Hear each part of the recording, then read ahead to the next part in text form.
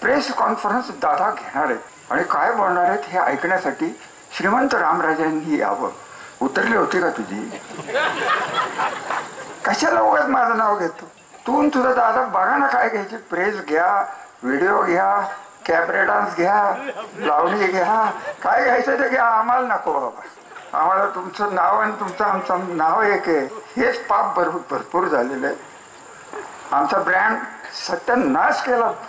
27 पिढ्याचा नाही, एक निंबाळकर 27 आहे.